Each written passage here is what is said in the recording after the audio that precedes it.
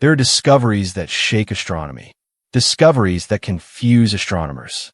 And then there are the discoveries that crack open the very floor beneath physics itself. The kind of discoveries that force Nobel Prize winners to go quiet in interviews. That make cosmologists close their laptops and whisper, "This doesn't make sense." That make even the most confident defenders of the Big Bang stop mid-sentence, because the data they're seeing simply should not exist. And the James Webb Space Telescope has just delivered exactly that kind of discovery. Something so profoundly contradictory, so violently incompatible with our current theories of galaxy formation, cosmic evolution, and the origin of matter itself that scientists are being forced to admit reluctantly, nervously, and in some cases publicly that something is fundamentally wrong with the way we understand the early universe. Webb looked deeper than any instrument in human history. It looked beyond the cosmic dark ages into a region where the first flickers of starlight were supposed to appear. And instead of finding faint primitive baby galaxies slowly forming out of hydrogen clouds, Webb found monsters, hyperbright, perfectly structured, impossibly massive objects that should not exist for another billion years. Objects that are not behaving like galaxies, not forming like galaxies, not evolving like galaxies. Objects that may not be galaxies at all. And as these images came in one after another, each one breaking a different piece of the cosmological model, one realization began spreading across the scientific community like a quiet shockwave. James Webb didn't just reveal new objects. It shattered physics. It all started with a single object, a small yellow blob hidden in one of Webb's deep field images, barely noticeable among thousands of faint specks. There was no reason to think it was anything special. Nothing about it that screamed cosmic anomaly, except for one detail that refused to be ignored. It was too bright. Not just slightly unusual bright. It was bright in a way that violated every luminosity model we have for the early universe. Astronomers initially assumed it was closer, a trick of distance, the kind of misjudgment that happens all the time in deep cosmology. But spectroscopy ruined that assumption instantly. The redshift was enormous. The distance was real. And suddenly they were staring at the most distant galaxy ever observed, existing when the universe was only 290 million years old. But it didn't look like a baby galaxy. It didn't look primitive or small or chaotic. It looked structured, massive, fully formed. A veteran in an era where only newborns should exist. And this is the moment when panic began to spread quietly behind the scenes. Because if even one fully formed galaxy existed at that time, then everything we know about early universe physics is wrong. And within days, Webb revealed that it wasn't alone. Not a fluke, not a one-off, but the first in a flood of objects that defy every rule in our cosmic playbook. Deep fields from James Webb are supposed to be windows into cosmic infancy. Quiet, faint, scattered points of light representing the earliest baby steps of structure formation. But when Webb turned its infrared eyes toward one of the darkest corners of the cosmos, what it saw was not infancy. It was maturity, activity, complexity. Webb found thousands of strange objects in these deep fields. And the more astronomers examined them, the more they realized they weren't looking at early galaxies at all. These objects are too bright, too compact, too massive, too organized. They do not match any known form of proto-galaxy from standard cosmology. And the worst part, they appear everywhere in the early universe.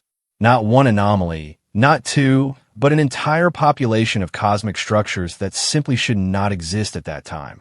A recent study found 87 potential galaxies formed between 200 and 400 million years after the Big Bang, a number so absurdly high that it directly contradicts the lambda CDM model, the foundation of modern cosmology.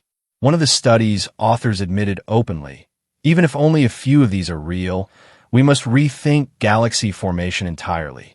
And this is the unbearable truth. Webb is not revealing a slow-growing universe. It is revealing a universe that appears to have skipped the opening chapters entirely. A universe that looks too old at the edges. A universe that matured too fast. A universe that is behaving as if the Big Bang timeline is either incomplete or wrong. As if bright, massive early objects weren't enough, Webb discovered something far more disturbing, something that violates basic physics. In every known galaxy today, only about 10% of the gas ever turns into stars. That limit is so stable, so universal, so deeply baked into astrophysics that it's considered a cosmic rule. But Webb has now identified 3 early objects where 100% of the gas has turned into stars. Every atom, every molecule, every particle converted. This is impossible under current physics. A galaxy cannot burn all its material instantly. It needs time to cool, collapse, fragment. It needs cycles of starburst and quenching. But Webb's objects behave like they were assembled by an entirely different process. A process that does not appear anywhere in modern astrophysics. These objects are not behaving like galaxies. They are behaving like something else entirely, something we don't even have terminology for. Some scientists now quietly suggest that these might not be galaxies at all, but an unknown category of cosmic object that predates every model we've developed. And that possibility is scarier than any anomaly so far, because it means we aren't just missing details. We may be missing an entire chapter of cosmic evolution. For almost a century, we have believed that distant galaxies recede from us because the universe is expanding. And we know that the farther away an object is, the faster it moves, some even faster than the speed of light. According to relativity, these galaxies should be invisible because their light should never reach us. But Webb sees them. It sees galaxies located beyond the so-called Hubble sphere. Galaxies receding faster than light. Galaxies that should be forever hidden behind a cosmic horizon, and yet their photons arrive. The standard explanation is that the Hubble sphere itself expands over time, pulling new galaxies into visibility. But Webb's new deep field discoveries stretch that explanation to breaking point. We are seeing objects that, according to our equations, should have permanently outrun their own light. And if that's true, then something about our understanding of cosmic expansion is fundamentally flawed. Either relativity is incomplete, or the geometry of space is more complex than we imagined, or the early universe behaved in a way no existing theory predicts. Webb has exposed the greatest paradox in observational cosmology. We're seeing things we should never be able to see. The observable universe spans about 92 billion light years. But this number is not a real boundary. It's a limit of visibility.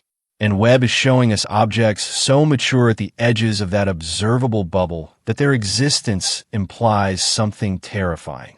The universe must have been structured long before the cosmic microwave background was released. The Big Bang model argues that the universe began in a hot, dense state 13.8 billion years ago. But if the earliest galaxies look too old, too massive, too evolved at 200 to 300 million years, then the early universe was not a blank slate waiting to form structure. It was already structured. Some Nobel Prize-winning physicists are now entertaining a radical possibility. The universe may not have had a beginning at all, that the Big Bang was not the start of everything, but a transition, a phase change, a reconfiguration of a universe that already existed.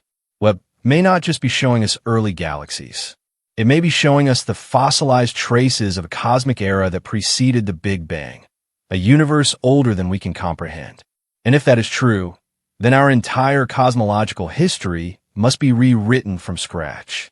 The standard cosmological model depends on a singularity, a single point where everything began. But Webb's discoveries undermine the timeline so violently that the singularity itself becomes questionable. If galaxies formed everywhere at once, if structures appear too early, if matter seems distributed in ways that contradict the causal limits of the early universe, then the idea of a single birth point collapses, and the only remaining explanation is deeply unsettling. If the universe is infinite today, it was always infinite. That means the Big Bang did not happen in one place. It happened everywhere simultaneously across an already infinite cosmic expanse. And if the universe always existed in some form, then what Webb is showing us are not early galaxies. They're the remnants of processes that began long before the Big Bang became visible to us. This is not an adjustment to the model. This is the death of the model. Webb's most disturbing revelation is that scientists have no idea what these objects actually are. They're not behaving like galaxies. They are not structured like quasars. They are not consistent with protostars, clusters, or nebulae. They are compact, hyperluminous, star-dense structures burning with impossible efficiency. And according to spectroscopy, some of them have converted 100% of their gas into stars, something no galaxy in the known universe does. These objects are not following any known rules of formation.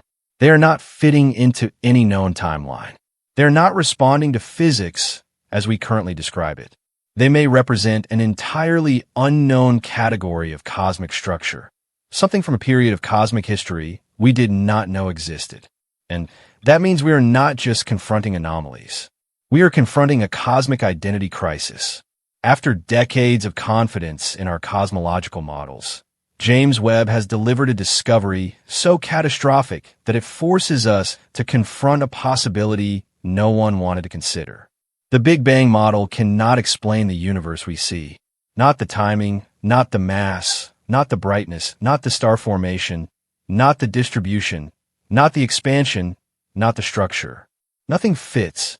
If these objects are galaxies, then the Big Bang model is fundamentally flawed. If they're not galaxies, then we have discovered an entirely new class of cosmic object, one that appears right at the supposed beginning of time. In both cases, physics loses. And that is why scientists are panicking. Because when a telescope shows you something that should not exist, you are left with only two options. Change the data or change the universe. And the data is not changing. James Webb has forced physics to shatter. And now we must rebuild. When you take everything James Webb has revealed, the impossible brightness, the impossible mass, the impossible distances, the impossible timelines, the impossible star formation rates, the impossible expansion paradox, the impossible structure of the early universe, and you lay every contradiction side by side, something begins to happen. The pattern that emerges is not subtle. It's not ambiguous. It's not something you can smooth over with clever equations or patch with another placeholder theory. It is a pattern that screams, not whispers, that the story we've been telling about the universe for nearly a century is fundamentally broken. Because the galaxy's web is showing us aren't early, they aren't forming. They aren't primitive. They're fully structured beasts appearing at a time when the universe should barely be learning how to walk. Yet it's already running marathons, building stellar populations at maximum efficiency, assembling compact objects faster than the laws of physics allow, and behaving like it has skipped hundreds of millions of years of cosmological evolution. And the worst part, the part that leaves cosmologists staring at their screens in silence, is that these objects are not rare exceptions. They are everywhere. They are scattered across Webb's deep fields like cosmic landmines, each one detonating another piece of the Big Bang timeline. Even if only a handful of them are real, the standard model collapses. But Webb shows dozens. Dozens that should not exist. Dozens that break formation physics. Dozens that contradict causality itself. And suddenly you begin to understand why astrophysicists are panicking quietly behind the curtain. Because the universe Webb is showing us doesn't start small and innocent and slow. It begins fully awake, fully active, fully structured. The early universe looks too old, too mature, too organized. And that forces a terrifying question. What if the universe didn't begin the way we think it did? What if the Big Bang wasn't a beginning, but a transition? What if the observable universe is just the surface layer of something much older, much deeper, much stranger than our equations were designed to handle? Because when galaxies appear too early, too bright, too massive, too evolved, the problem isn't the galaxies. The problem is the model. And that's the realization James Webb has just delivered with devastating precision. We weren't wrong about the objects. We were wrong about the universe. The timeline is wrong. The formation physics are wrong. The expansion assumptions are wrong. The boundary of the observable universe is not the beginning of anything. It's just the edge of what light can show us. And outside that boundary, the universe may stretch infinitely backward, not just infinitely outward. A universe with no true beginning, no singular point, no origin story. A universe that has always existed in one form or another. And Webb, with its golden eyes staring into the darkness, may have just given us the first evidence of that eternal cosmos. So if this video shook the way you see the universe, don't leave quietly. Subscribe because the discoveries coming next will be even more brutal. Like this video, so more people can understand why physics is trembling. And tell me in the comments, do you think the universe had a beginning, or is Webb showing us something far older than the Big Bang? I'd love to hear what you think about this, so drop a comment below. If you enjoyed our conversation today, please share this video and subscribe to help the channel grow. Every bit of support counts.